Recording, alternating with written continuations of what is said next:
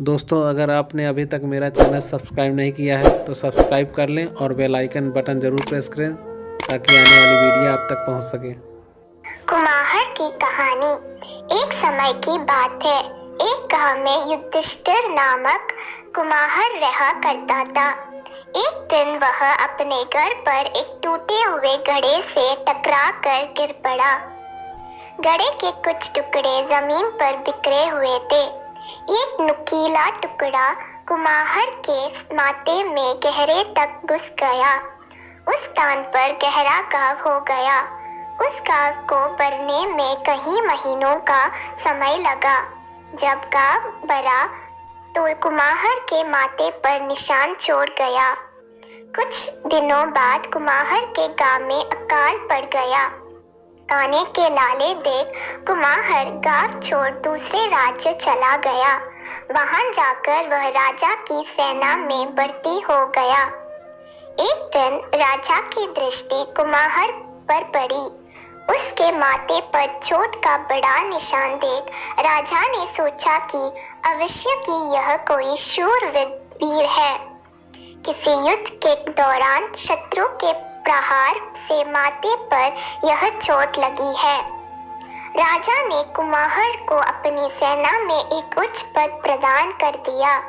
यह देख राजा के मंत्री और सिपाही कुमाहर से जलने लगे, किंतु वे राजा के आदेश के समक्ष विवश थे। इसलिए इस विषय पर मौन धारण किए रहे। कुमाहर भी बड़े पद की लालसा में चुप रहा। कुछ माह बीते। अचानक एक दिन पड़ोसी राज्य ने उस राज्य पर आक्रमण कर दिया। राजा ने भी युद्ध का बिगुल बजा दी। युद्ध की तैयारियां प्रारंभ हो गई। ऐसे में युद्ध भूमि में प्रस्थान करने के पूर्व राजा ने सहसा कुमाहर से पूछ लिया, वीर, तुम्हारे माथे पर तुम्हारी वीरता का जो प्रतीक चिन्ह है वह किस युद्ध में किस शत्रु ने तुम्हें दिया है? तब तक राजा और कुमाहर में काफी निकटता हो चुकी थी। कुमाहर ने सोचा कि अब राजा को सत्य का ज्ञान हो भी गया, तब भी वे उसे उसके पद से पृथक नहीं करेंगे। उसने अपनी सच्चाई राजा को बता दी।